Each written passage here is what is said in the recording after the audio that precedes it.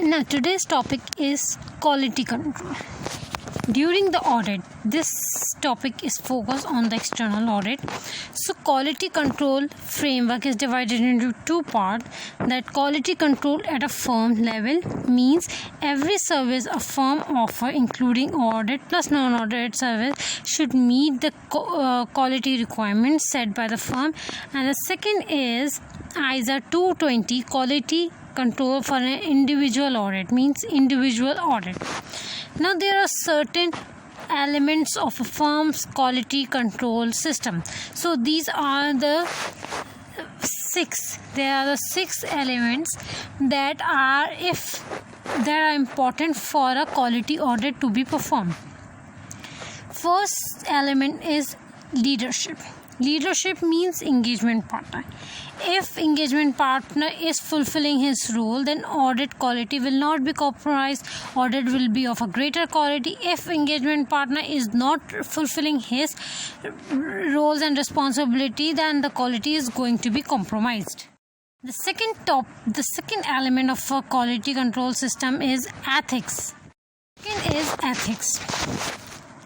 Ethics means is the audit team or audit firm is independent, competent. If there are all the ethical issues, all the ethical threats as discussed previously, self-interest, self-review, intimidation, advocacy, familiarity threats are properly evaluated and there are safeguards in place, so the quality is going to rise. It's going to be a good quality, and audit will perform a quality audit.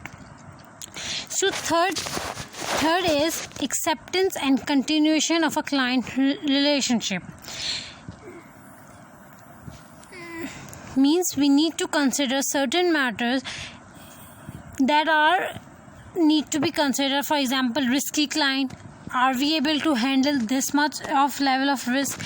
If yes, then accept it. If you are not following this acceptance and continuation of relationship, means the audit is not appraised. How was the audit? You are reappointing the same auditor despite of this fact that there are some issues. So audit in rush means you are not performing, you are not putting the right amount of efforts needed. So it's acceptance and continuation of client relationship need to be considered.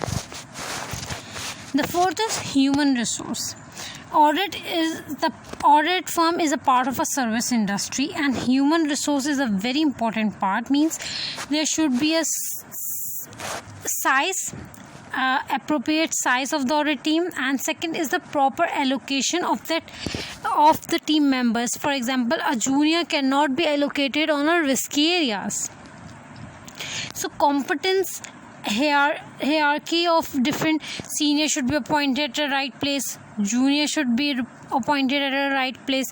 So human resource should be proper. The fifth is engagement performance. Engagement performance is the entire conduct of the audit. Means it's a planning, it's a reviewing, it's the gathering of evidence. If it's on place, it's following all the standards, and audit will be of a good quality. Now the last is monitoring. Monitoring is oversight. Means monitoring can be throughout the audit, and it can be at the end by engagement quality control reviewer and independent review of quality done. It is done means the working papers are reviewed, and in addition to reviewing the working paper, all the above 5 elements are also reviewed. That leadership was in place, ethics was there, ethics is considered, acceptance and continuation of client was proper, and human resource was properly employed and deployed, and the engagement performance.